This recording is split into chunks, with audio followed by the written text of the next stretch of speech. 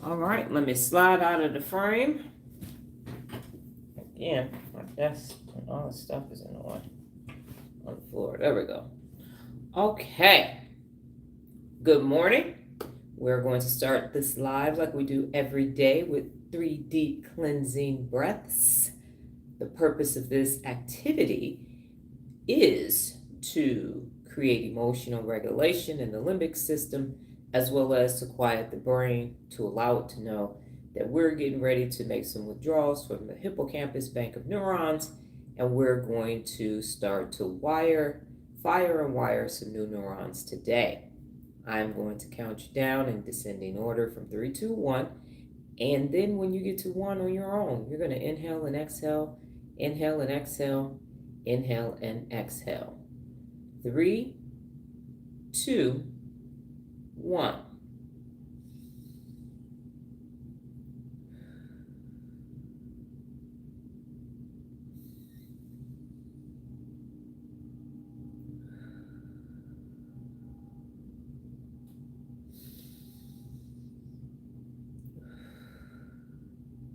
I'm coming back in frame.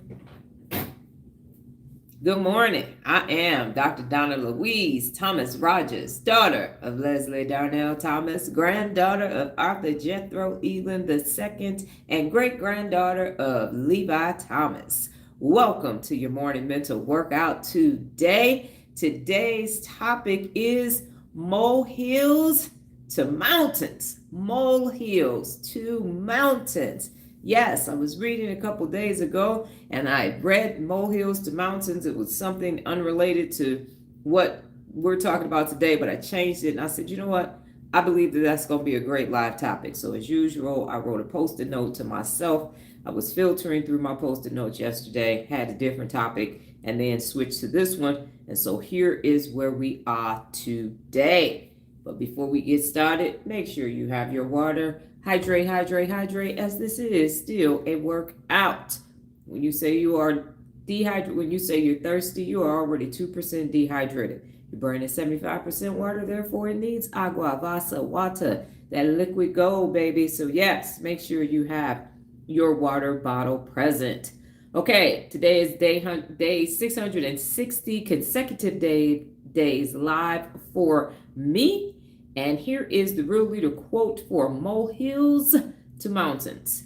A real leader trains the brain to keep the molehills in perspective, not to turn them into mountains. So today you're going to find out why you don't want to turn your molehills into mountains and the brain regions that are there. So yes, metaphorically, we're going to break it down as it relates to the brain. We're going to be using neuroscience as well as real leader perspective from yours truly, Dr. Donna Thomas-Rodgers. So let's go on here to get into this.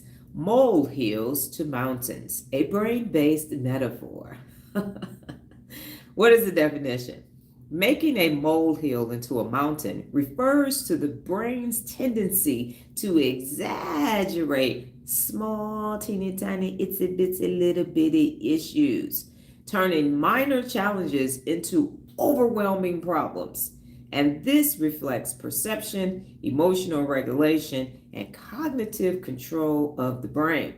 So let's find out what brain regions are involved. Oh, number 1 on the list, winner, chicken dinner, the amygdala. Sounds like the usual suspects, Amy and Lala, the fraternal twins. So what are they doing? They trigger emotional reactivity, fear, anxiety, and it just amplifies the molehill. That's what they're there for. They're like, oh, that teeny tiny look like a little anthill. Don't worry about it. Have no fear. Lala and Amy are here. We're about to turn this into doggone Mount Rainier. Yes, the Himalayas. Yes, we're going to make this thing huge. Norman, yes, we are. You have an ingrown toenail. Your foot needs to be amputated. Yes, it does. And now you don't have money for a prosthetic. You're going to be walking around here looking like Stubby. Yes, you are. No, you can't just go get a pedicure. They're not no podiatrist visits for you. You're going straight to surgery with this ingrown toenail. Yes, you are. See? And that's why you shouldn't have been drinking so much water. Because, see, water causes ingrown toenails. I bet you didn't even know that, did you? Go ahead and look it up on chat. No, don't look it up on chat. Google it. Google it. Yeah, that's what you could do. Little bit teeny tiny hangnail. And they then turned it into the world is coming to an end. Next is the prefrontal cortex. Now, the prefrontal cortex is responsible for logic and decision making and emotional regulation. So it keeps things in perspective and says, listen, Lala and Amy, it is an ingrown toenail. I'm going to the podiatrist to get it removed, or it's just time for me to get my pedicure. Chill the hell out. Next is the ACC, and it monitors conflict and errors, and it flags when something feels off or exaggerated. So you're saying this monthly ingrown dead skin toenail that I get right before my pedicure, you're saying now I gotta go get my whole foot cut off? Is that what you're saying? Is that what y'all saying today? No, I don't think so. Next is the hippocampus.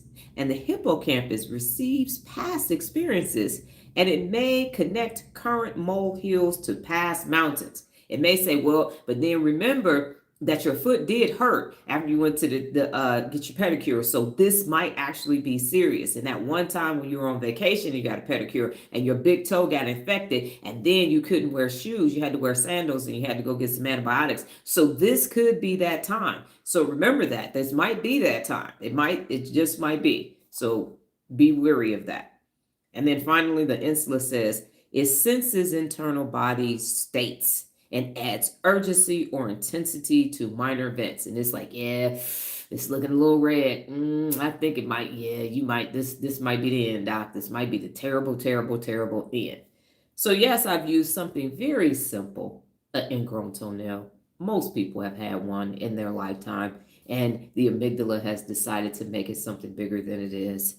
How many times have you had something that seemed just real small, and within 20 minutes, you are on the phone, you are on your way to urgent care, you are dusting off your resume, you are checking the bank, you checking retirement accounts, you saw something on the news, and they said that gold in Africa was being, the price of it was being reduced, and that it may impact the global economy. And now you're on the phone with brokers and everything else. You at the grocery store clipping coupons and everything else from a soundbite from an offsite that you saw on the news or online somewhere from some expert or some doggone thought leader. And now you're like, well, I ain't gonna have no more money left because I was just, oh my God, oh my goodness, they're doing this. This is terrible. I remember the last time I was poor. I don't want to be poor. Oh no, oh my God.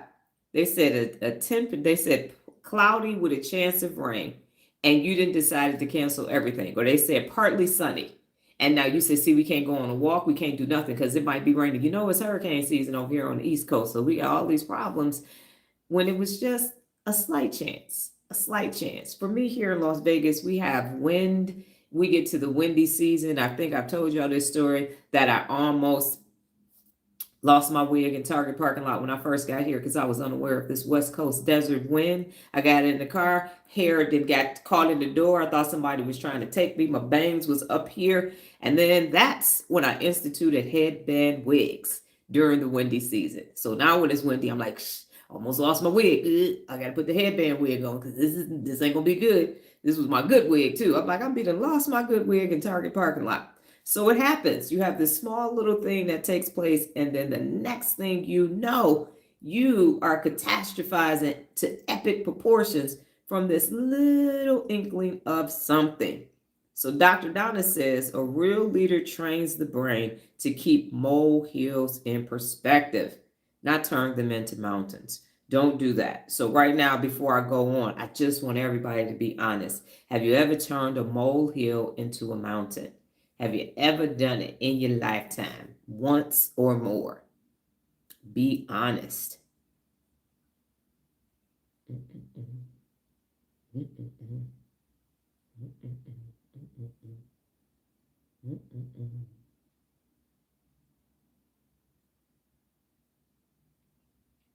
My amazing offspring said yes.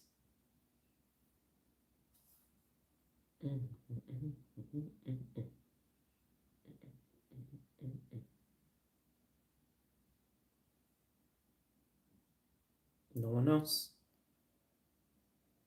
Okay. So here is what real leaders, I love the wig stories as one wig wearer to another. Okay, cool. Then you know. I was like, oh my God. Yes to Molehills. Yes, I did. And I was like, oh my God, this is not gonna be good. And I hadn't found a place here yet to replace my wigs. So I was like, man, I don't even have doggone people to can't go get this wig. And now I can't even get the ones no more. They're changing them. So this one has to be, this one is old as hell that I'm wearing now. Holding on to dear life for them. Okay, so here is the real leader perspective when it comes to molehills into mountains.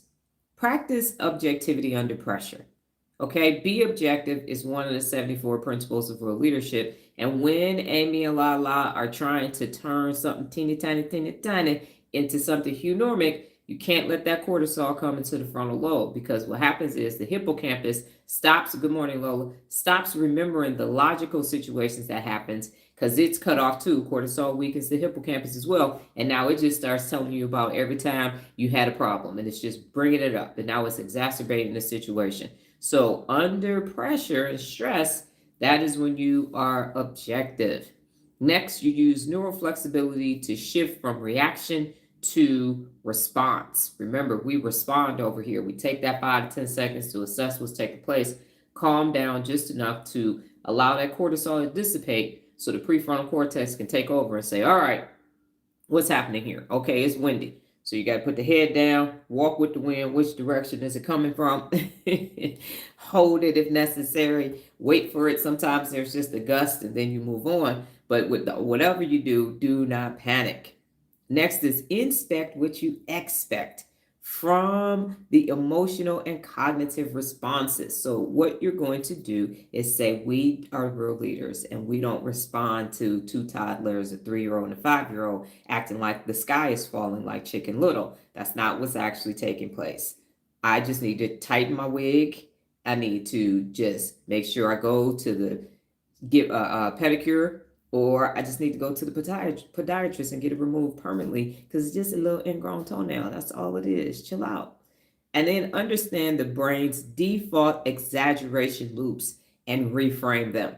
So you have to understand your own default loops of exaggeration. So if I see, now y'all would have thought the methods that we use to get rid of these ants, I don't think we ever saw 20 ants in the house.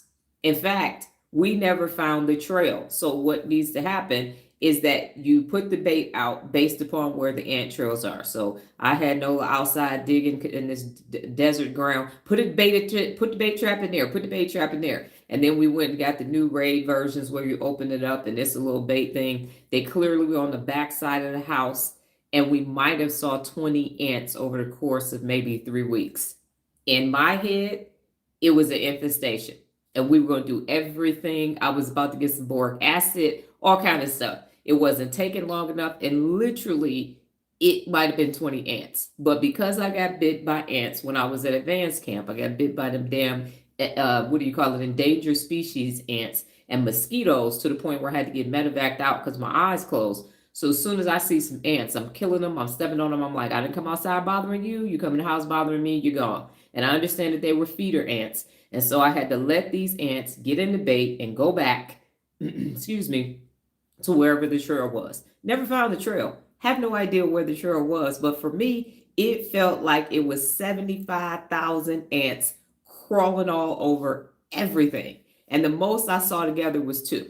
So I don't know. I don't think that's an ant infestation. I really don't. But as soon as it happened, I took that little molehill and turned it into a mountain. And anytime with bugs, bed bugs. And I think I've told y'all this story. When I went to basic training, we had a little Lucy Goosey that then got her some at the doggone reception battalion. And this heifer then caught crabs. So all of us had to do crab medication, take our mattresses and put them outside, shave and everything else because of this little heifer. And then she flunked out of basic training. So for the rest of the time we was there, we was known as the crab platoon.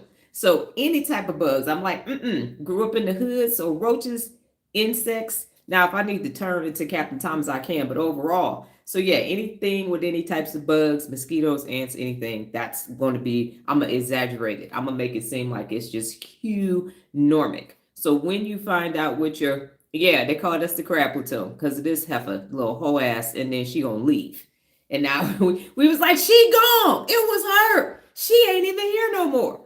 Now we got to carry that. Losers. I tell you, it only take one. It only take one. Like, what the hell was you thinking? Him and her got kicked out. Understand that the brain default exaggerates loops and reframes them. So you got to just remember, this ain't that. This is cool, especially with you in the field 30 days at a time, 2 weeks at a time, bugs, chiggers, then got in me, ticks, and all kind of. So I actually have a real logical explanation when I see it because of the trauma from ROTC and being in the military. Okay, so why does the brain turn molehills into mountains? I'm glad you asked, Regina. Because as I mentioned, past trauma or stress. The hippocampus links present stress to past unresolved issues. Okay, so we live right across the street from a golf course. And as you know, golf course have mice and rats because of everything that's over there. And one day, one time, and as much as we live, I mean, we literally can walk outside and one of the golf course holes are right there. I don't know which one it is because I don't play golf, but it's right there. So anyway, we're driving and I believe it was a gigantic New York rat. Nola would tell you it probably was a mouse, but in my head, it crawled and went into the gutter. I lost my damn mind because we had to have a rat trap and a mouse trap under our claw bathtub when we lived in the hood. And one day when I was taking a bath, getting ready to go to school, a mouse got in the trap while I was in the bathtub. I'm hollering. I am hollering. I am like, oh my God, oh my God. So my mother comes and gets me out of the bathtub and picks me out of the bathtub and tells me, get your ass ready for school. That was her moment. That was my moment. So ever since then, I want a tub that's glued to the floor. We moved into the better neighborhood. The house was rat wall, so they couldn't come in. I'm like, okay, cool. I'm good. My cousins and them had rats. They would come through the doggone fireplace. They was in the refrigerator and everything else. So I'm like, oh. So I saw this thing. I'm like, oh my God, it's a rat. It's a rat. It's a rat. No, it's like, it's not a rat. It's not a rat. She could chime in. And then what happened once my mother got over her crack years, the 18 months of smoking crack, we moved back into the house. But because the house was vacant and it was winter, guess who came into the house? Mice. So when we got back in the house had to be exterminated because there was mice again. So yes, I have a very, very, very, very, very real stressful trauma experiences with rodents. Definitely do not like them. But the hippocampus links present stress to past unresolved issues. So when I saw that one, ain't seen another one in our neighborhood at all. Saw one going by the golf course, but in my head, infestation. And now I want to shoot them. Can't do that, but that's what I want to do. All right, next is emotional hijacked. Gotta love the amygdalas. Those doggone fraternal twins, they override the PFC and they lead to impulsive conclusions. I'll say we gotta move. One rodent, we got to get the hell out of this neighborhood. Absolutely not. See, this is why you don't live by golf course. This is what this is. I don't care what's happening. We got to go. We got to pack our shit and get out of here today because there is an infestation. I think I was messed up for a couple days after that. Number 3, your default mode network, overthinking and self-referential thought, exaggerating situations. I'm back on Glendale again, and it is mice everywhere. And we had a very clean house. Trust me, it's just we had alleys. It would get cold, and they would just, the house was built in like 1928. So they were just going to come in. Hence, the mouse trap and the rat trap under. We never had a rat. I think that might have been the only mouse. My godmother and them lived downstairs, so since they were on the ground level, they ended up catching more mice at their level than at our level. But they just caught it. She was from West Virginia. She'd catch it, throw it away, and put out a new trap. But for me, oh my gosh, trauma. Okay, and then number 4 is a lack of prefrontal activation. When tired or overwhelmed, the brain defaults to threat mode. So number 1, past trauma and stress. Number 2, that amygdala is going to override that PFC. The default mode network is going to start overthinking it, and it's going to start exaggerating the situations more. And then because the prefrontal cortex is too busy being tired or overwhelmed by it, it's going to go into threat mode as well. And that's how that molehill starts turning into a mountain. So what questions do you have or comments or anything before I move on to the brain-based strategies to rewire your response? So thoughts, any short story you'd like to share of your molehill mountain transition experience that you might have had.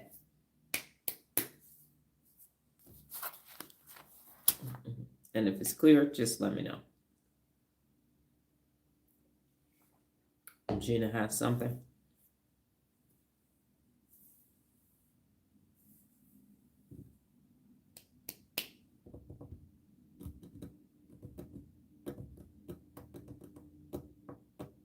Lola says it's clear.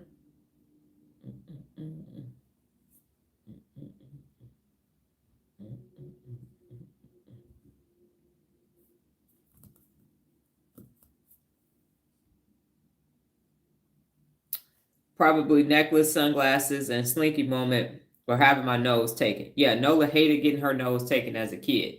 That was not her thing.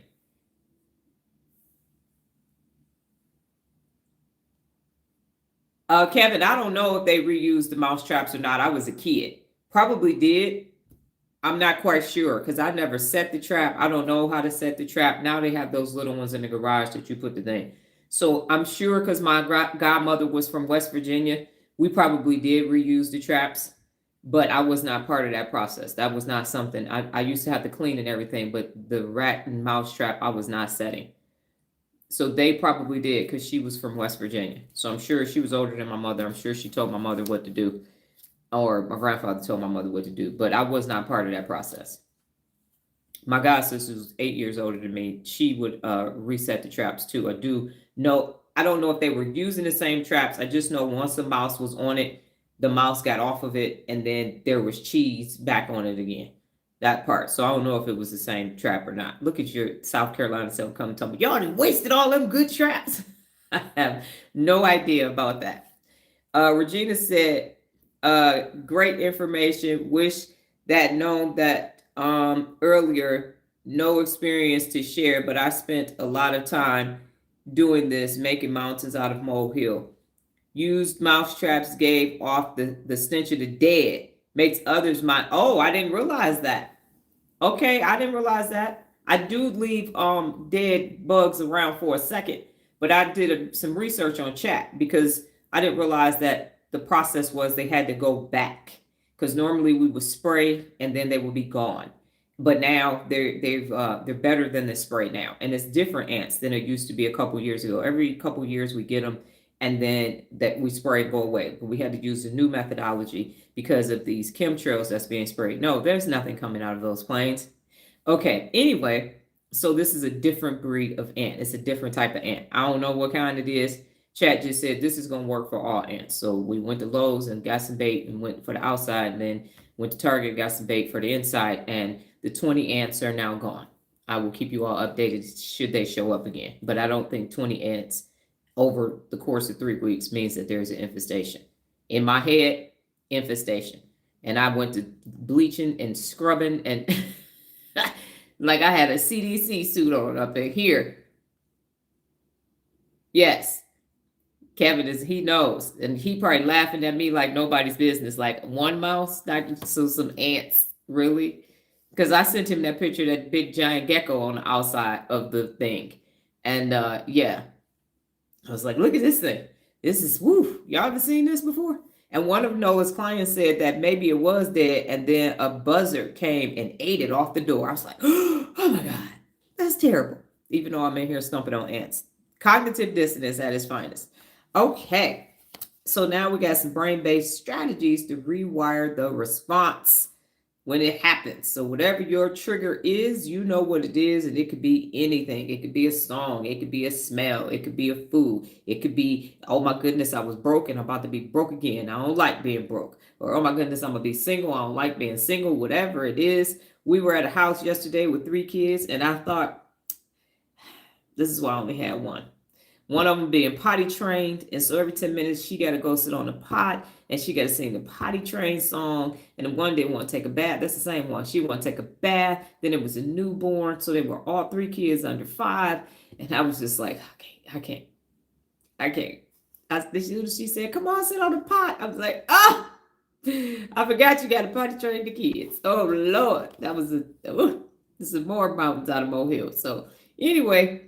there you have it. But here's some brain-based strategies to rewire the response. So number one, here we go. Winner, chicken dinner again. Mindful breathing. Going to activate the prefrontal cortex and reduce the amygdala activity. I'm telling y'all, Nola's now downloaded her breathing app, and she is a much more pleasurable person to be around, especially now that we keep experiencing manufacturing defects at least 7 times a week.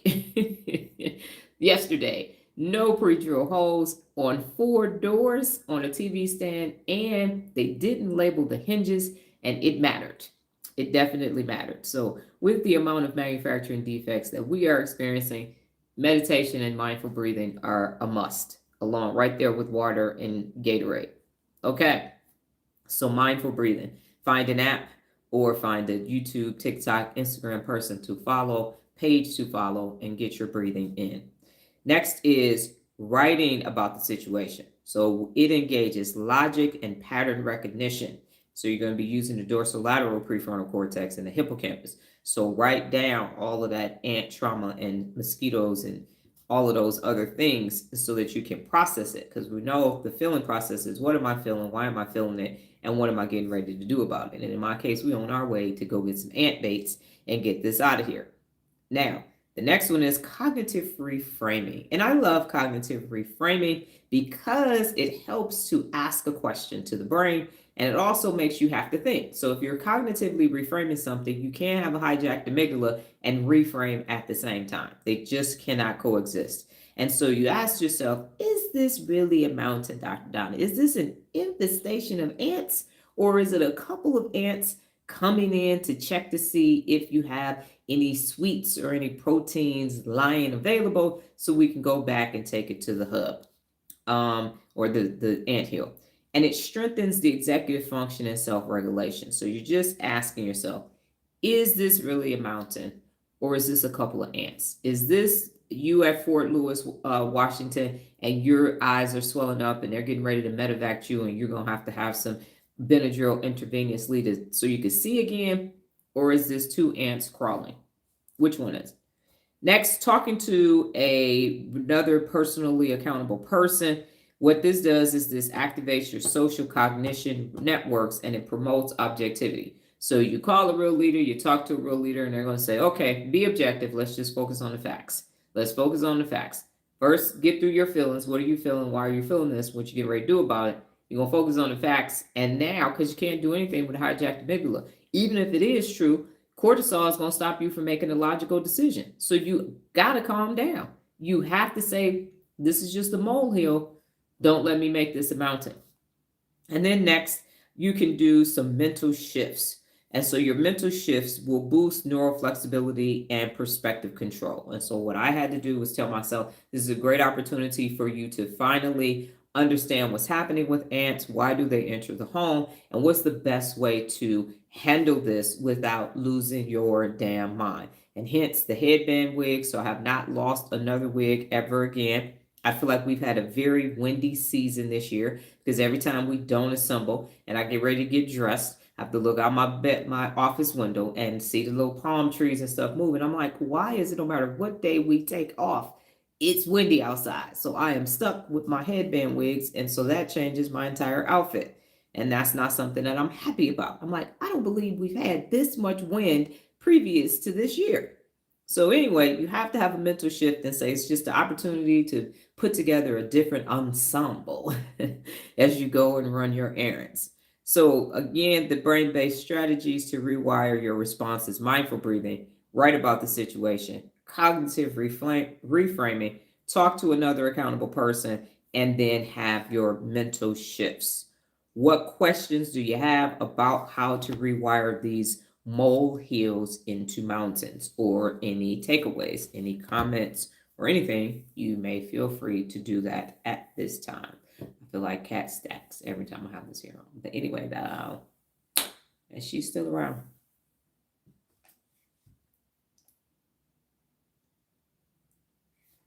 This was in the early YouTube era, 2009 time frame. She used to grab her hair and say, but anyway, though.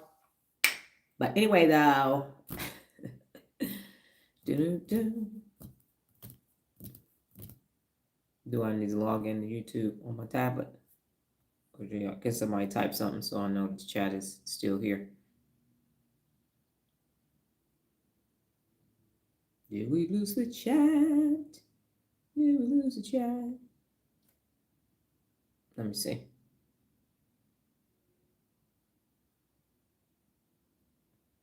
Okay, thank you, Lola. I see your dot.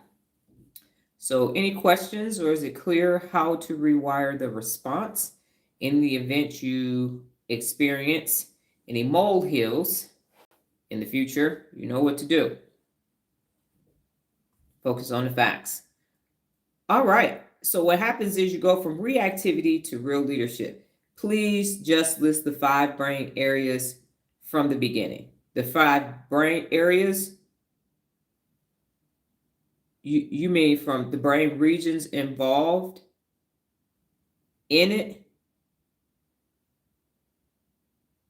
Are you saying the 5 brain regions involved in mountains to molehills to mountains? I see your response. No, your thumbs up. Okay, it's the amygdala, the prefrontal cortex, the ACC, the hippocampus, and the insula. So the amygdala, the prefrontal cortex, the ACC, the hippocampus, and the insula.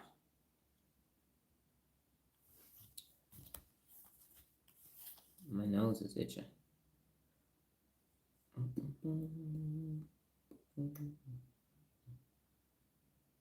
All right. So from reactivity to real leadership. And I think this is so cool that chat pulled this up. Check this out.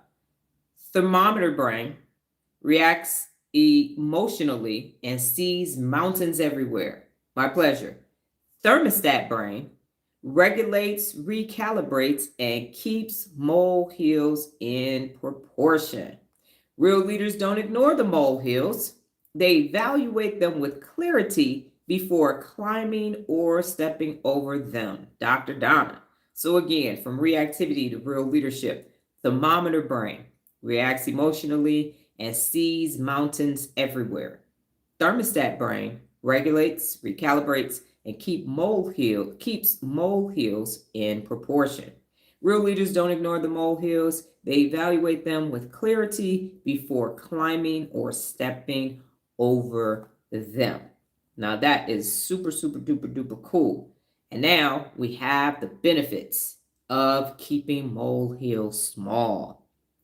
Number 1, and the molehill small is grounded in both neuroscience and Dr. Donna Thomas-Rodgers' principles of real leadership. So that's the caveat. So you know this.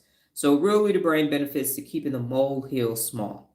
Number 1, you're going to strengthen the prefrontal cortex. And we also refer to the prefrontal cortex as the executive coach. So here's the benefit. It enhances your ability to make rational, balanced decisions. Why? Because when you resist exaggerated problems, you strengthen the part of your brain responsible for emotional regulation, impulse control, and forward thinking, all up in the executive function. And the real leader perspective is this. A real leader keeps the main thing, and not every bump deserves a mountain of your attention. So you keep the main thing, and not every bump deserves a mountain of your attention. I think that's very poetic. And I just did the main thing is the main thing a couple days ago for the real leader brain and the PA. Now, number 2 is it reduces a hijacked amygdala. So it calms the alarm system. You're going to calm the alarm. Anybody has an alarm in their house, especially back in the day, you used to have like 30 seconds, that damn ADT alarm. You come in and you run it. Boom, boom, boom. Hit the code wrong. Cop's going to be there. So you are calming that alarm system down. The benefit that is that it keeps emotional outbursts in check. Why? Because staying calm in the face of small stressors reduce activation of the amygdala. We know that the amygdala is your fear center, and it improves your ability to respond versus react. And the real leader perspective is emotional control is leadership in action. Real leaders stay calm while others panic. We remain cool as the other side of the pillow because we are thermostats, not thermometers. So we were like, this is an ingrown hair. It's just a windy day. It's just 2 ants. It was 1 mouse. And we move on. And it gets just the amount of attention that it needs to allow it to be solved. And then we move on. So no hijacking amygdalas over here. Number 3, it boosts neural flexibility and it adapts the thought patterns. So the benefit is this. It increases your brain's ability to pivot, adapt, and reframe situations. And what that does is the cognitive flexibility that we talked about yesterday, the executive function of your brain, you're just strengthening your cognitive flexibility. And why? Because recognizing a molehills as just that allows the brains to shift gears quickly and effectively. I handled this situation with the ants better than I did before because I was losing my doggone mind. And once I saw it, I was like, and I said, we got to do something. And thank you for OpenAI.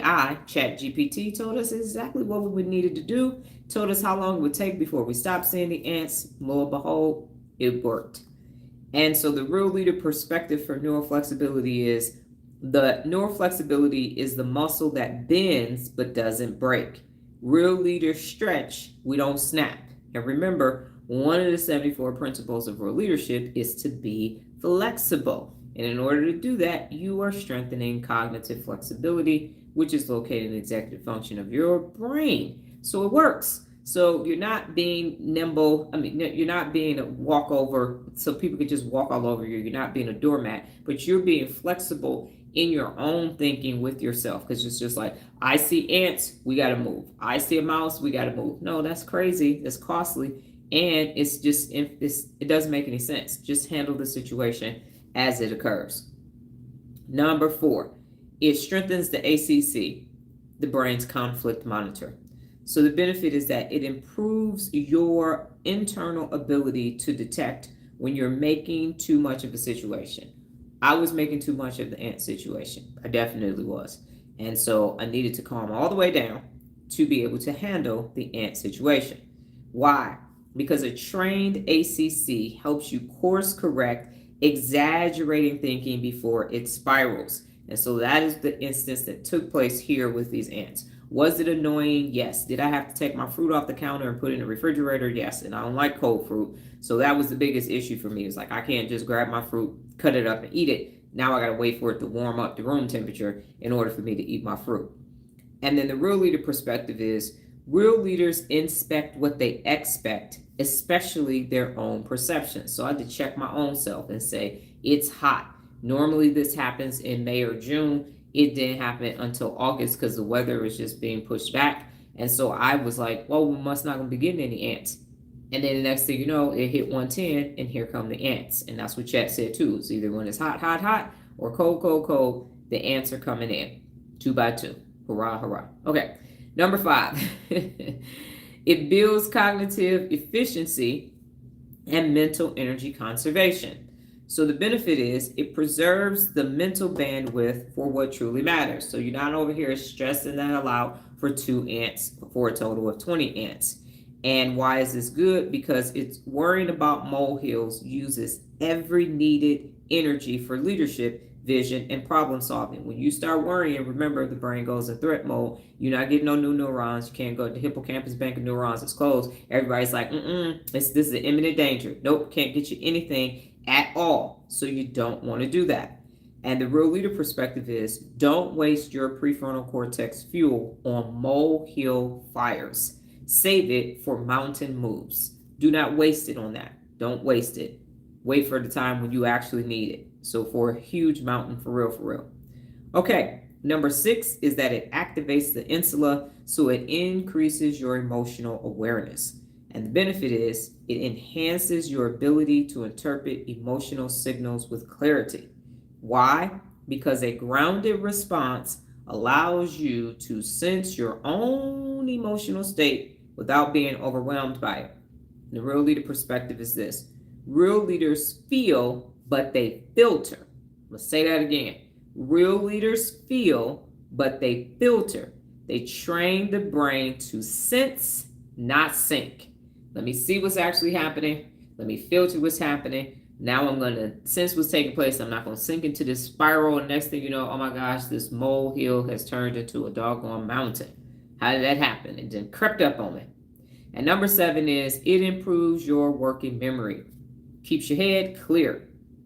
And the benefits to this are it retains relevant information without overload. Okay? So why? Because when molehills stay small, your brain doesn't get bogged down in clutter or mental static. Doesn't get bogged down with it. And the real leader perspective is clarity creates capacity. Real leaders think clearly because they don't let little things cloud the view. We don't allow that to happen. And here is Dr. Donna's quote for this.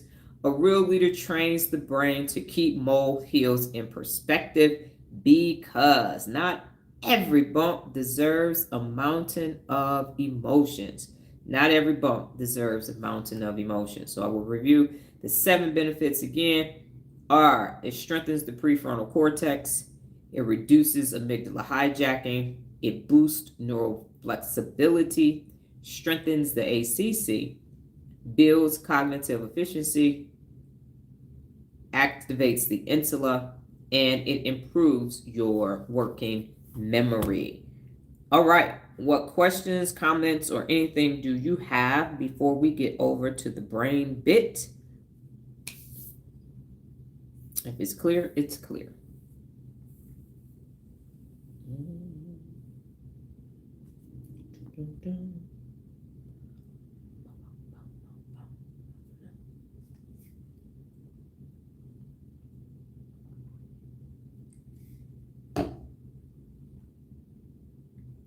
Kevin and Lola, clear.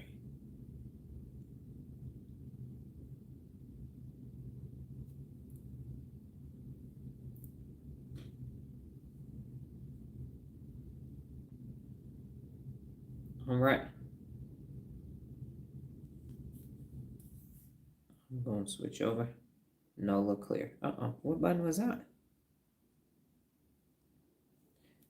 Complete.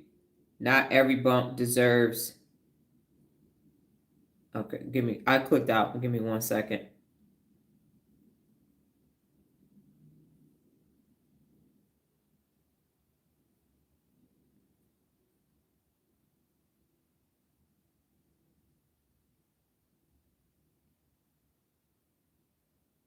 Not every bump deserves a mountain of emotions. A real leader trains the brain to keep molehills in perspective because not every bump deserves a mountain of emotions.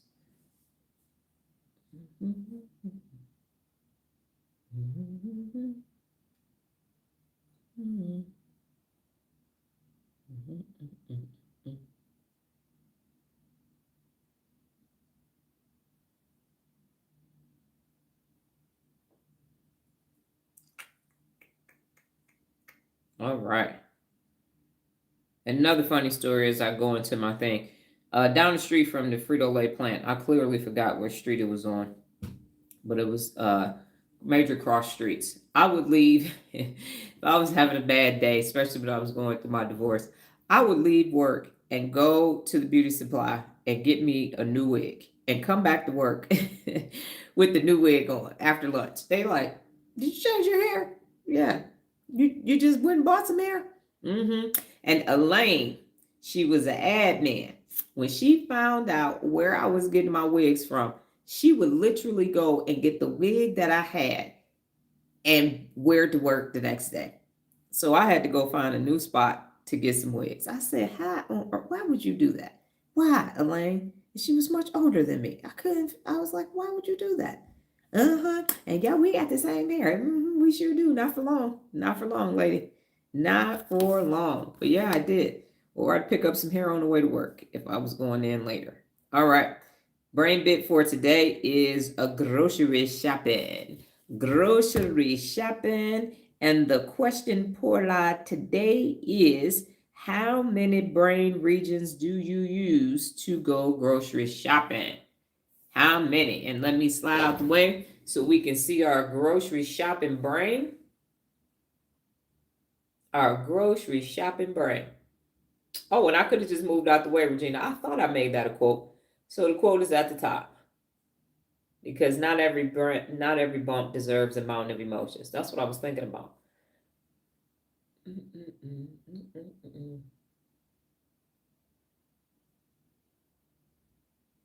15 plus, Lola said. 15 plus. My wheels. I got rollerblade wheels on my chair. So sometimes they get stuck in the wrong direction. But they actually still move better overall, especially when you got this doggone thing. Cute graphics. Nola said 20. All right. Thank you very much. Compliments of chat. 5, 4, and me. Kevin said 12.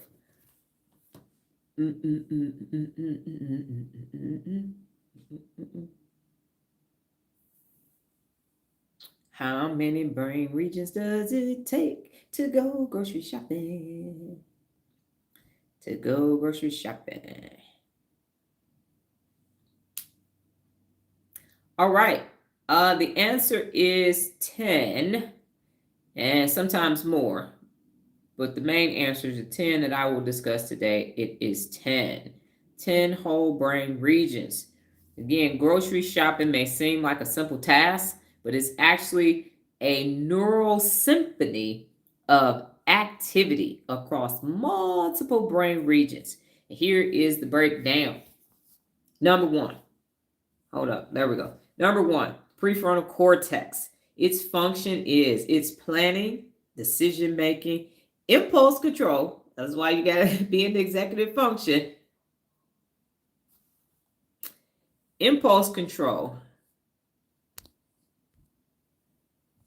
So my mother always told me don't go to the grocery store hungry because you're going to buy a bunch of shit you don't need and not have the stuff you do need. So impulse control and budgeting. Now, why it's active? Because you decide what to buy, compare prices, follow a list, and resist junk food temptation. So there should be no junk food in your grocery cart, according to me and ChatGPT. And the real leader metaphor for this is executive coach helping you inspect what you expect and visualize your goals. So inspect what you expect inside that cart and visualize your goal. If your goal is a healthy mind and a healthy body, you shouldn't have a bunch of junk food inside your cart. Okay, that's number 1. Number 2 is the hippocampus, and its function is memory and navigation, remembering where items are, past prices, and navigating the store layout. Now, one thing that I used to do when I shopped in Florida, in Orlando, when I lived there, is I went to Walmart because I was on Orange Blossom Trail, was the closest store that I could get everything at. And I would go on Tuesday and Wednesday because what I realized is the rollback was on some other stuff, but the roll forward was on the stuff that I would normally buy. So before the rollback went down for making other things cheaper and it rolled up on the stuff that I was actually buying, I figured, I couldn't remember if it was Tuesday or Wednesday, but I figured that out. And I said, oh, I see what y'all doing over here. Nah, I'm going to get this toothpaste when it's actually the correct price and not go get some oranges because that's what the hell is on sale. So fool me once, Walmart, shame on you. Twice, shame on me. But I remembered what was actually taking place. And so the hippocampus is for memory and navigation. And why it's active is because it's remembering where items are, past prices, and navigating the store layout. When I used to use a printed grocery store list, it used to be on the refrigerator, I literally made my grocery list in the planogram way of the store. So I would know when I walk in the store, here's where this produce section is and all of that. So I could just check off the list. And with Nola, plus because of working at Frito-Lay, I know planograms change. We can always tell when the stores change the doggone planogram. At one point, the Target by our house, they didn't change the signs, but they did change the product that was in the aisle. So you'd be walking all around that damn store trying to find.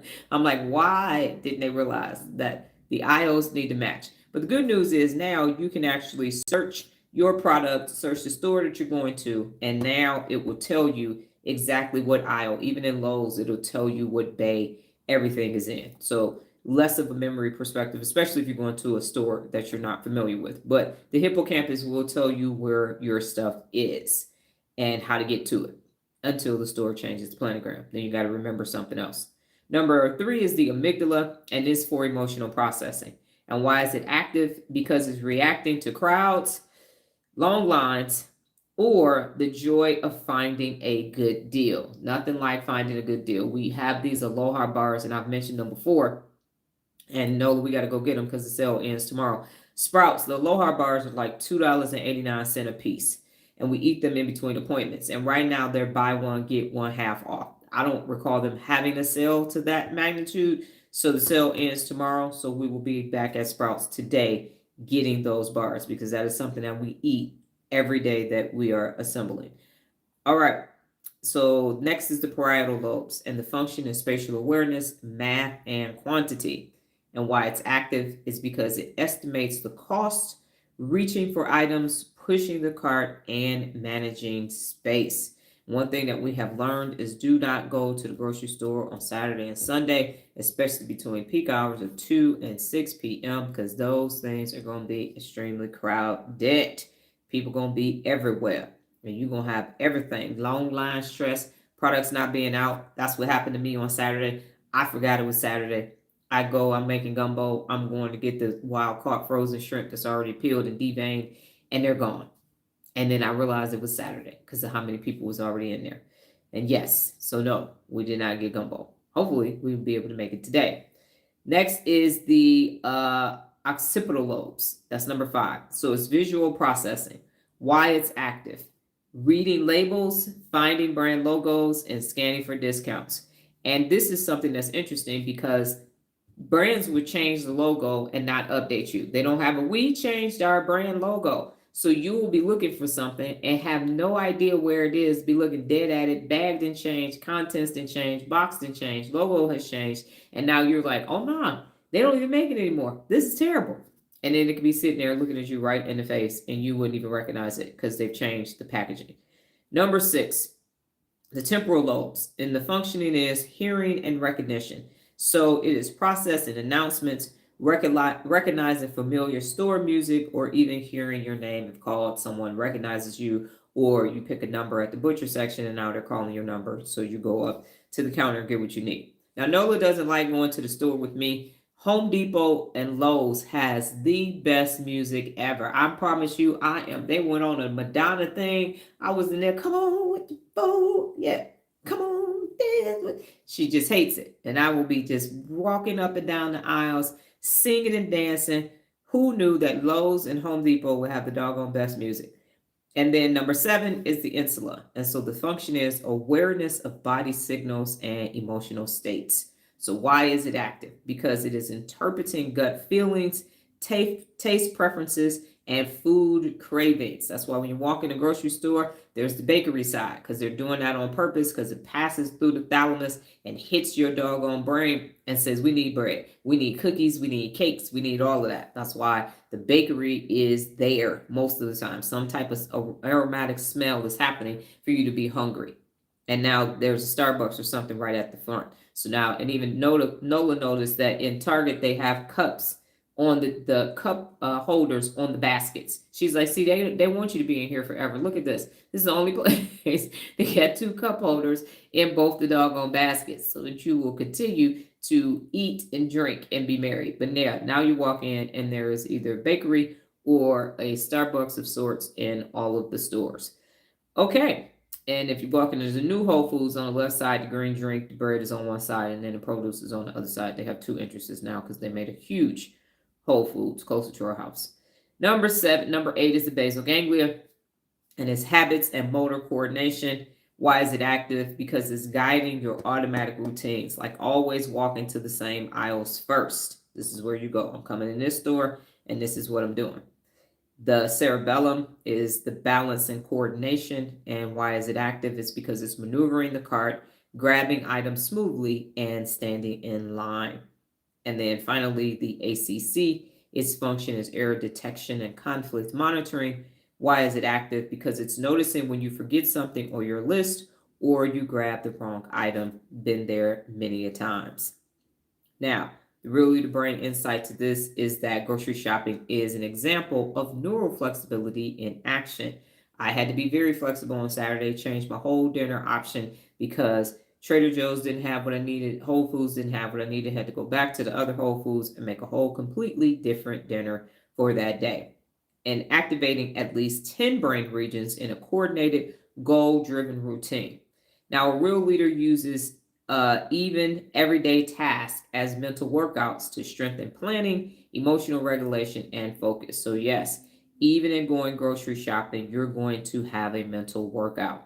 And those brain regions again are the prefrontal cortex, the hippocampus, the amygdala, the parietal lobe, the occipital lobe, the temporal lobes, the insula, basal ganglia, cerebellum, and the anterior cingulate cortex. So what questions do you have or comments about grocery store shopping? And now you know that you're using 10 regions to do what seems to be a very simple task. Unless something is on sale, or it is the first of the month, or it is football season and you mess around and go and on a Sunday. Definitely don't do that now that it's football season. I don't know about where y'all live. It seems like it will be way more. I agree. I thought it was going to be more as well. But yeah. So what is happening is we think these tasks that are stressing us out. Here's why it's the amount it is. It's just the amount of people at the grocery store that makes it feel like. So the lot is full, walking in the door, the carts aren't there because it was crowded and a cart returned and all of that. And do you go to self-checkout? Do you go to a cashier? So the experience is stressful and it can create a hijacked amygdala, feeling like it's a molehill turned into a mountain. But the actual task in and of itself, if you go early, which is what I was attempting to do on Saturday, there's no muss, no fuss. You get in, get out. Or if you go after 7 p.m., again, it's just like it is in the morning. And they're really 8 now because the school's back in. So it's probably 8, 7 again. And now there's less people there. So when no one is there, it's a simple task. But when people are there, that's what makes it. Now you're trying to move your cart. If it's a sale and Frito-Lay got doggone displays all throughout the store, now you this nice display that's there that wasn't there a month ago, you're trying to maneuver around that. And then, yeah, that's that process. So the people in the system make it a bottleneck so that it's not this fluid. You can just get in, get out. You do self-checkout, and now you got people with 50 items trying to self-checkout, and they ain't good at it. Now you're standing there for a long time like, why didn't you just go to a cashier? This is too much. I thought it was more because I don't eat pork and I need to read everything. Yes, and so that is part of it as well, but that's you just reading. So if you're just standing in the aisle reading everything, then that's it. Because that's just the one task of reading the labels. But it feels more. That's what it feels like. Whew, I got to go to the store. Dang. Yep. That's what it feels like. And I told you about that one Smith's that we have closer to our houses because we have a lot of Hasidic Jews in our neighborhood. They have a whole kosher section for them. So they go and get theirs over there. They could just go. It's about 4 aisles. They can just grab everything that they need. And they have a whole hot cart section for them, way separate from everybody else's stuff. So it's at the front of the store, and the butcher section is at the back of that Smith's. So they don't intermix. Regina said, I always have a list, but if avocado chips are on sale, I got to buy them. Yes.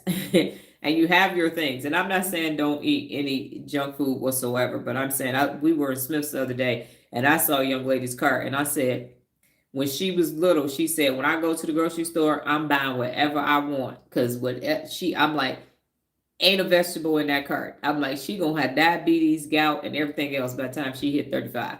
Because, yeah, it wasn't. I mean, she had white bread. I'm like, they still make white bread? She had stuff I thought was sugar-coated cereal, whole milk. I said, man, she has no idea what's up ahead for her. She going to stay at the doctor's office with all that. I mean, box, pizza, just any and everything you could think don't eat was in her basket. And she was scanning away. And she said, yep, I'm eating all this. I'm telling you, I wish I would not have it. You could just tell that she had made that decision. And then Regina said, that's really good for their kosher foods. It is definitely there for them. Yep, and it's the only one like it that we're aware of. And we go to different stores and everything because we have to stop and I have to pee because I'm old. All right. So that is all that I have for you all today. What questions do you have? Not what questions, but the two questions that I have for you are, what did you learn today and what did you learn about yourself? What did you learn today and what did you learn about yourself?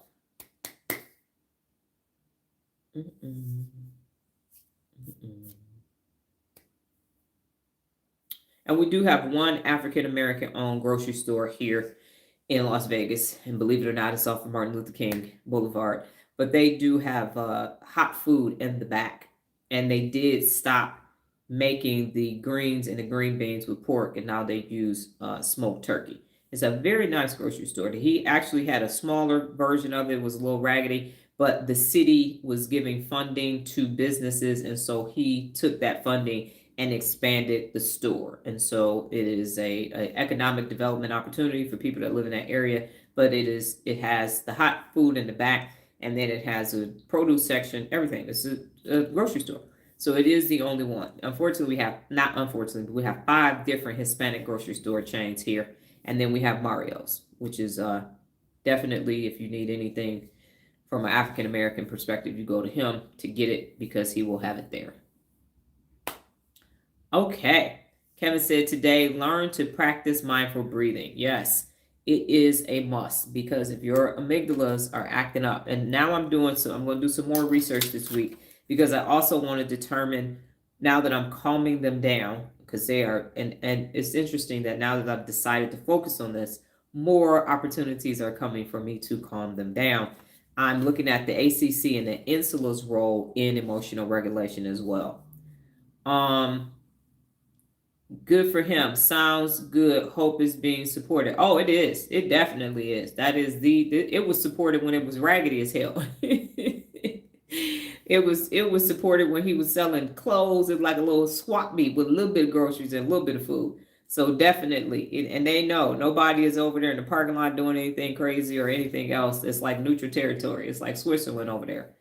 They come in and do what they need to do. And reminds me of TJ's when I was growing up living in Detroit on Glendale.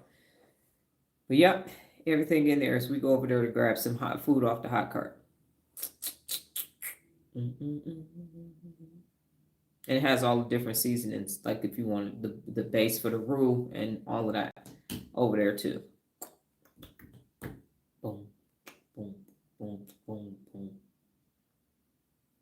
All right, what did you learn today? And what did you learn about yourself? That's why I said we haven't been on vacation, but you just drive. I mean, the other day we had an appointment and literally we drove past 4 horse crossings and 4 farms and an apple orchard or some type of orchard to get to the people's house. And we were literally 20 minutes away from our house. And we were at a farm. Tractor crossings, wild boar crossings. You literally go 30 minutes in any direction and you're going to feel like you're in a whole nother place. Regina said, learned about brain-based strategies for not making a molehill into a mountain. Yep. Oh, duck and cow as well. I forgot. We got duck and cow crossings too. Because after you get out of Clark County, the rest of Nevada is a flyover state. Reno and Clark County, so that's Las Vegas, North Las Vegas, and Henderson. That's where 3 million people live in this state, and 2.5 million people live in Clark County. So the rest of it is nothing but desert and small little towns and Reno. That is it. And it's still the Mississippi of the West. Nola said, I learned about myself. Don't make mountains out of molehills. People still ride their horses. They still have cowboy hats on. They still have bolos on. Still got the rodeo here. Yes. No, I learned about myself. Don't make mountains out of molehills. Yes. And Kevin said, I will give bumps and mountains the same energy and attention. Yes. But we have that stuff in Vegas too. Yes, ma'am. So it is an interesting mix. It really is the most interesting place that I've ever lived. For sure. Because even when you're taking your driver's test, if you live out in the country, you, instead of doing 50 driver hours, you do 100 tractor hours to get your time in so you can get your driver's license. All righty.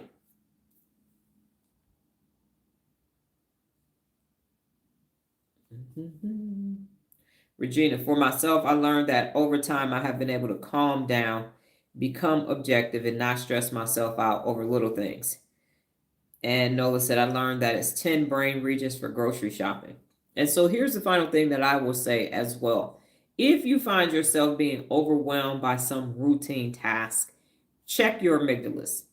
Check your amygdalas to see if they are making molehills into mountains, if you are overstimulated by something, because that's where it's coming from. So something simple could seem like it is just this extraordinary things. And so check in with the limbic system and then check in with yourself to see if this is stressful for you. So again, you're paying attention to the insula because the insula is giving you information. And remember, the gut brain is sending the head brain 400 messages one way a day to tell you what's happening. And that's why you need the quiet time. That's why you need the breathing app. That's why when you're in your default mode network, that's anytime by yourself, no daydreaming, no mind wandering, and no ruminating, because the body is actually communicating with you. If you have some pain, if you have some stress, if you're sleepy, if you're lethargic, if you're angry, listen to what the body is telling you. And that's why the breathing and the meditation is so important, because it's actually giving you warning signs or confirmation. It's reaffirming and confirming actually what's taking place. And sometimes it then lost its damn mind. The amygdala then took over, and now you believe that 20 ants over the course of 3 weeks is an infestation of ants everywhere. And then Lola said, I learned practicing staying calm and keep your amygdala in check. Yes, that's what's happening. So breathing, meditation, calming the amygdala. And we know that my current personal project is currently getting these two twins in line. What does it mean to be consistently emotionally regulated no matter what is taking place? If you think about Denzel Washington and The Equalizer, how calm he was. Let me set my watch, go ahead and wreck shop. So that level of cool all the time, no matter what is taking place, having the hippocampus, even if it remembers some type of trauma, to still filter that information through the prefrontal cortex and be calm. So I'm doing a much better job of keeping Amy and Lala in check. As I mentioned, I went 0 screen time because that is where most of my hyper amygdala or hijacking amygdala was coming from. So I had to cease and desist, go cold turkey, so that I can understand now at some point, maybe November, December timeframe, I will start to inculcate some of it back in so that I can really not feed them, because I'm starving them right now, because they need that. They want that scrolling. They want me to watch some show that I really don't like so I can complain about it and all of that. So they are they're getting weaker by the day. But now in my research, now that they're weakening, I want to understand the role that the anterior cingulate cortex and the insula are playing with regards to emotional regulation and strengthening them too. So we get these two twins in check and they just do what they were naturally designed to do and nothing else. Okay. So with that being said, God willing, higher power in the universe, I will be back tomorrow. Thank yourselves for the time that you've invested in your neurological increase today. Go ahead and go to the Hippocampus Bank of Neurons, make some withdrawals today, because as Charlie Munger said, go to sleep wiser than when you woke up this morning. All right, Lola, go have a good one and a good workout. And I will be back tomorrow. Same time, same place, safe space, different brain t-shirt. You all go off and have a brain-tastic day. Take care.